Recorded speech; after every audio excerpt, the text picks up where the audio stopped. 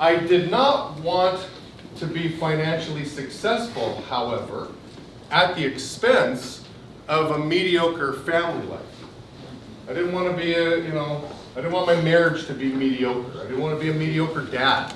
Oh, sure, dad makes lots of money, but dad's just never around. He never has time for the kids.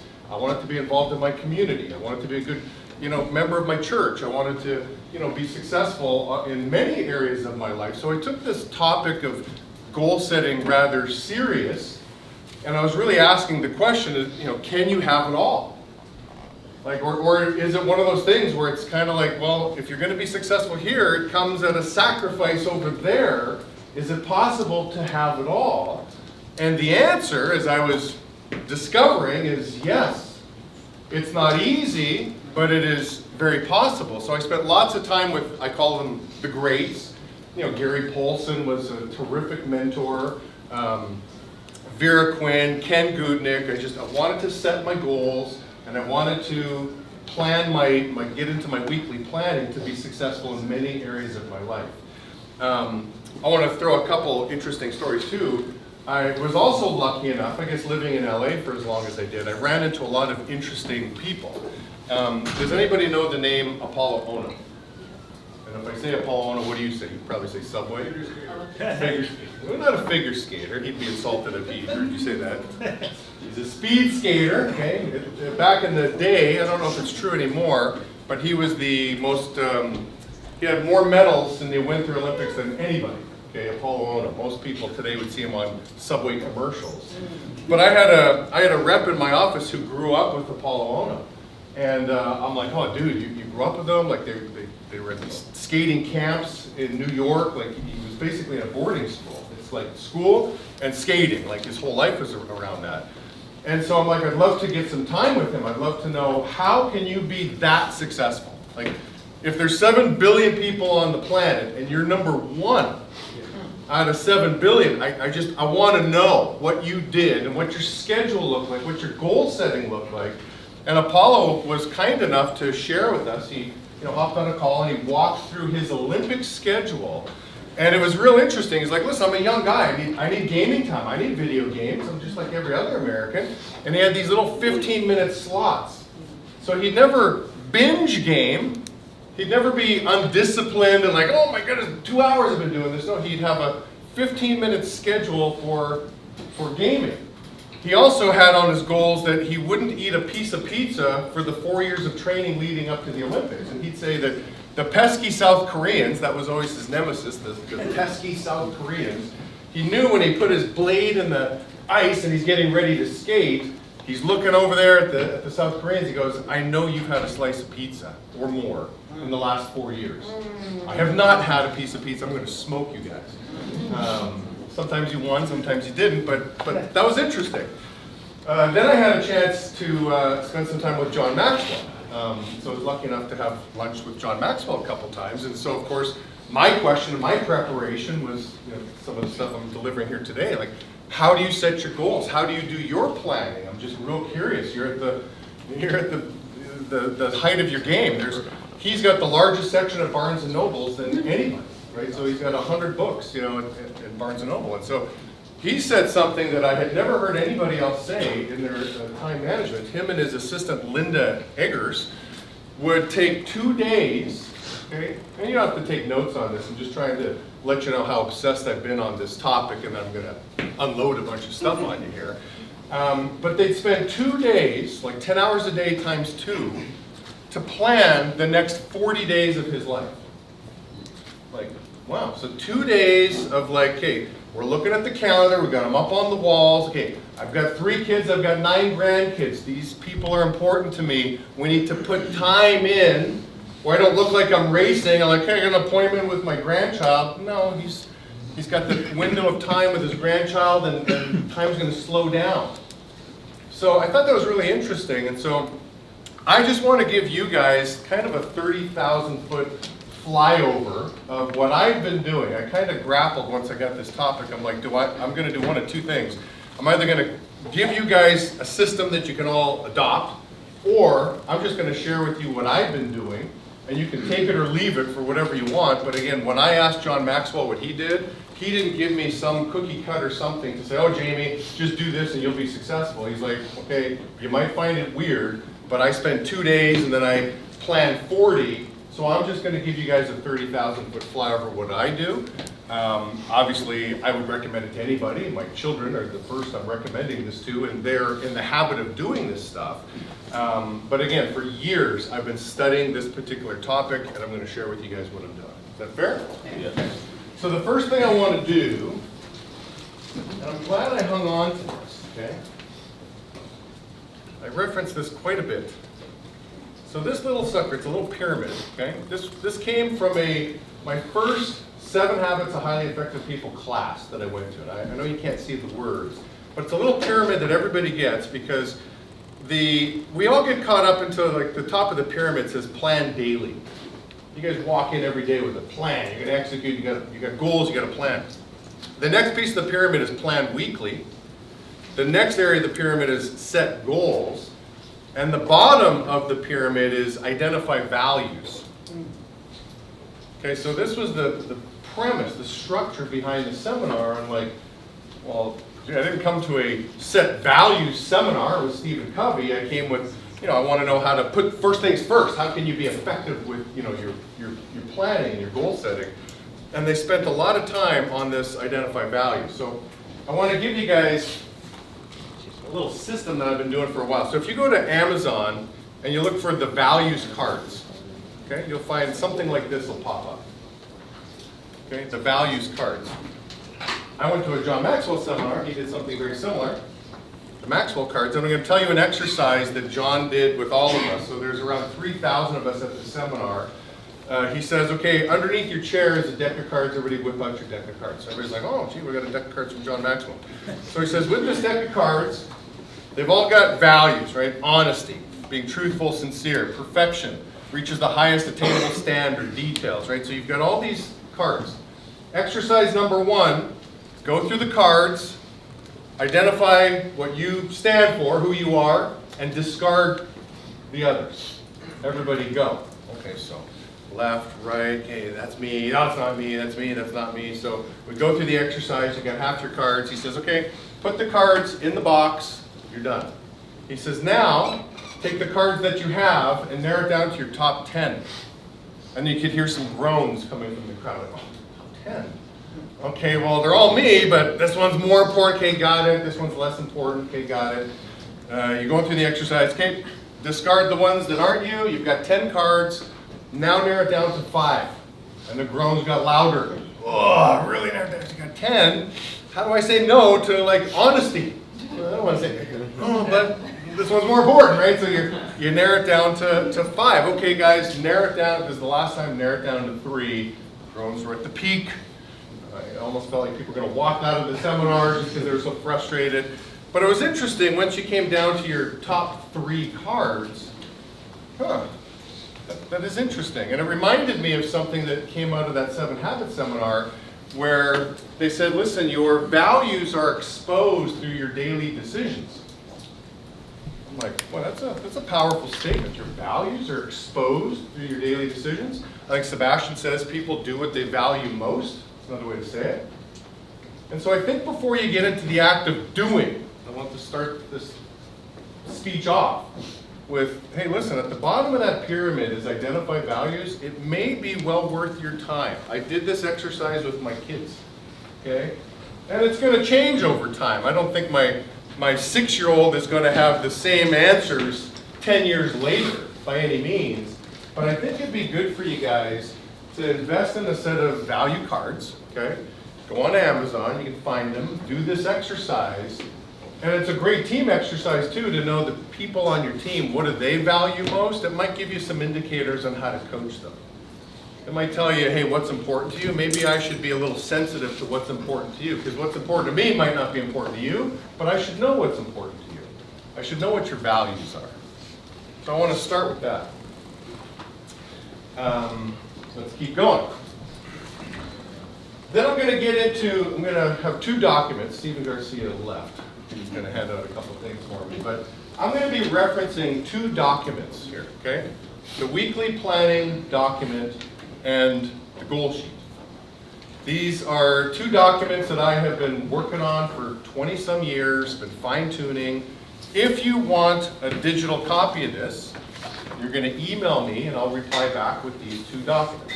Okay, so instead of printing them and here you go and then the thing gets all crumpled up and you use it tonight as a napkin or something like that on the boat or a paper airplane, like, you know what, you want a digital copy, email me. My email address is Jamie, like Jaime. I too don't speak Spanish. Okay? Jaime, Jaime, Pepp, H-E-P-P, @gmail.com. You shoot me the email, say, Jamie, give me the 2 docs. I will reply back with the 2 docs. Okay? So while I'm talking, I've just got 6 copies. If you could just, when you get it, just kind of look at it, pass it around. Don't hang on to it. It's not yours to keep. Pass that around. And go slow. You can go slow while I'm talking. This one will go around. Yeah, don't go around. These are the 2 documents I'll be referencing. You guys can do with it what you want. Okay, so the goal sheet. I want to start off just kind of giving you guys the premise behind the goal sheet.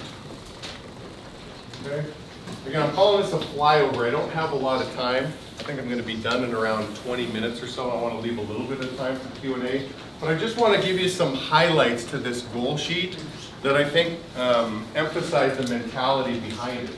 The first thing you'll notice on the goal sheet is it says goal, and then in brackets it says integrity sheet. Anybody want to take a stab at it? Like, why would you call it the goal/integrity sheet?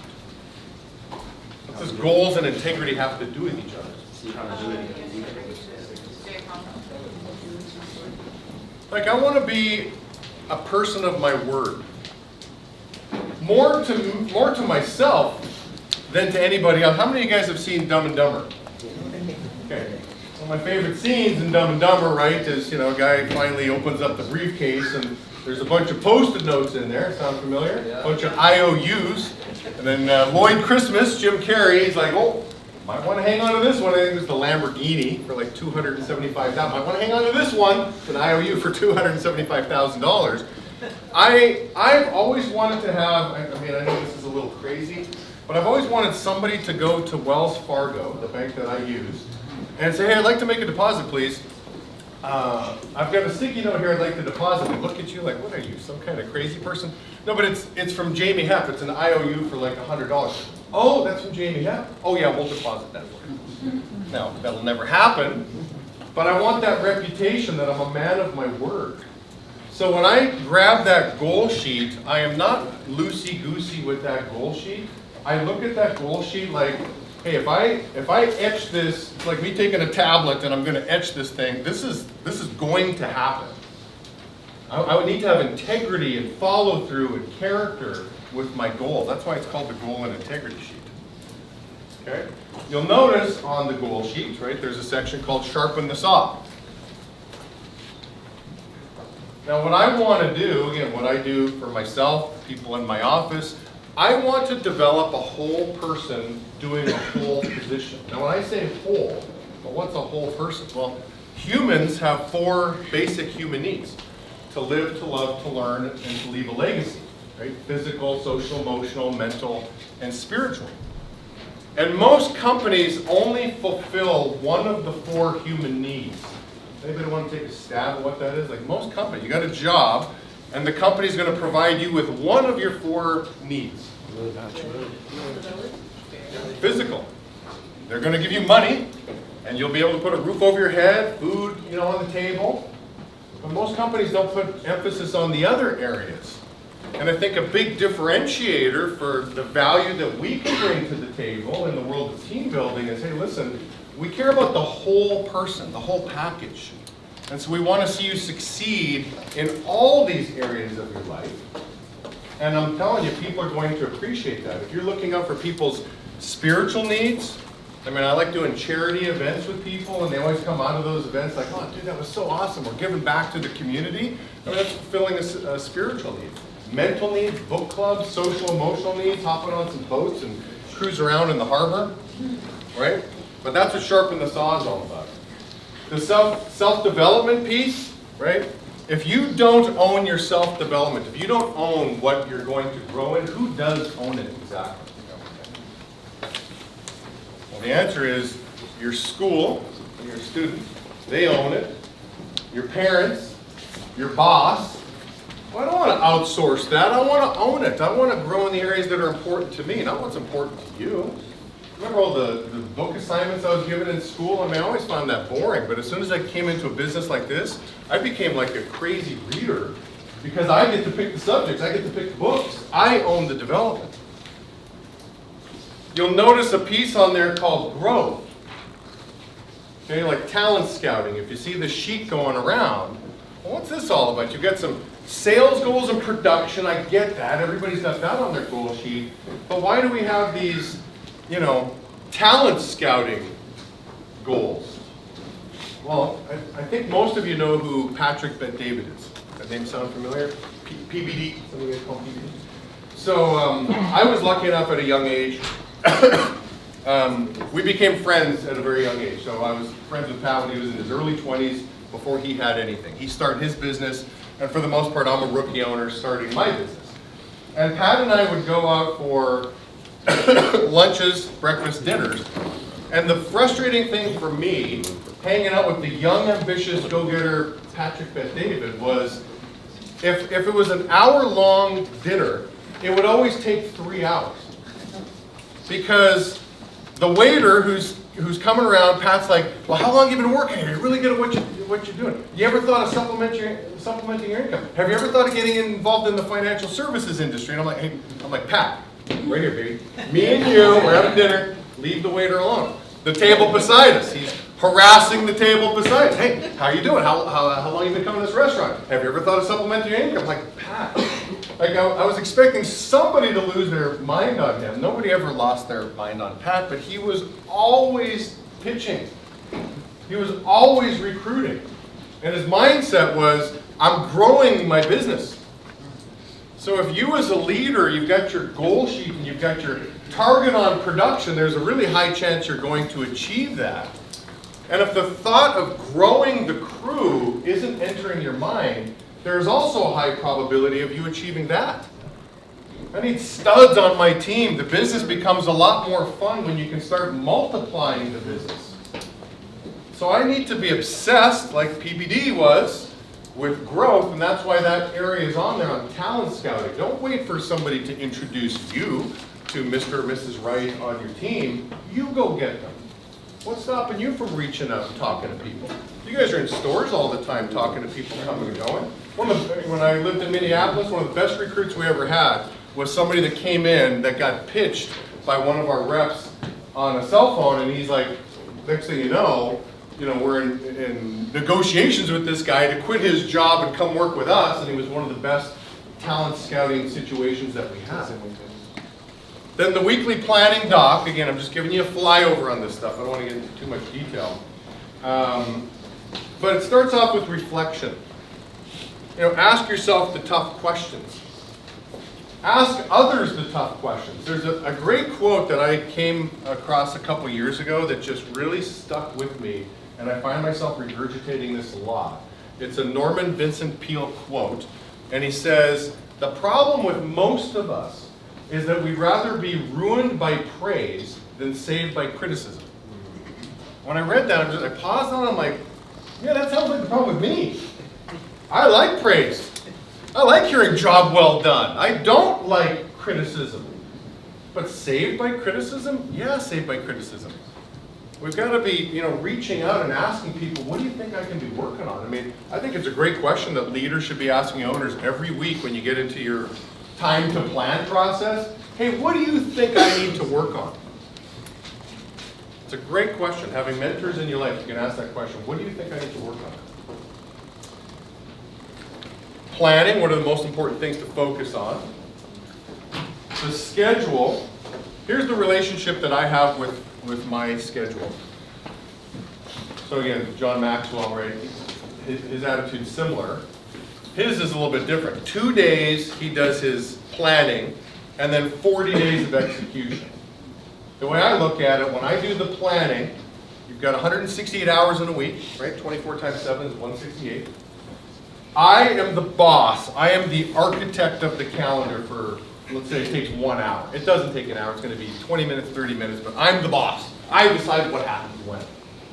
And then when I'm done, when I say, okay, go to print, let's run with this sucker, now my calendar owns me.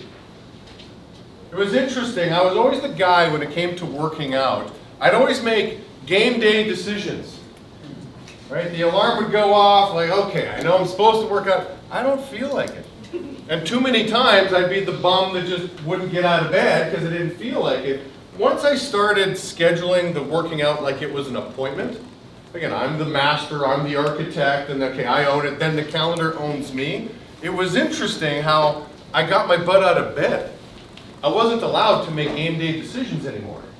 It was on the calendar. Doesn't matter how you. Does it say? It doesn't matter how you feel. Let me just read the fine print. No, it doesn't say. It depends how you feel. It says get your lazy butt out of bed and start running, man. Start moving.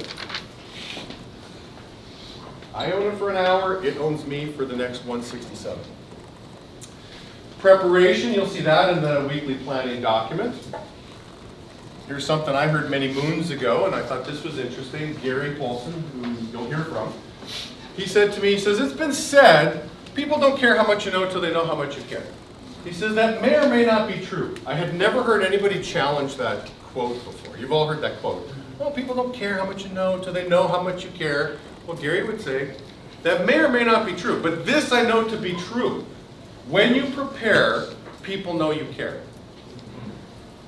Think about it. Think about all your teachers you've had. Those teachers that would prepare for class, you knew they cared about the class. When you prepare, people know you care. You're all running crew meetings, you're all developing your guys, you put some preparation into that. You may be right or wrong in what you're doing, but at least your people will know that this guy cares. He's got some skills to improve on, but the person cares. And then execution is the last point really in that planning, weekly planning doc. You know, the law of victory, John Maxwell says, you know, he's got 21 laws, 21 irrefutable laws of leadership. Listen, winners find a way to win. Right? You put the plan together, winners find a way to win. You need to celebrate, you need to embody the law of victory, that if this is the plan and this is what I say I'm going to do, then you get out there and you do it. No excuses, you do it. If you need more time on the clock, you work a little longer. You don't stop working. Go, oh, it says that's what I'm supposed to stop. No, you just keep going. You get the job done. Law of victory, you can make it happen.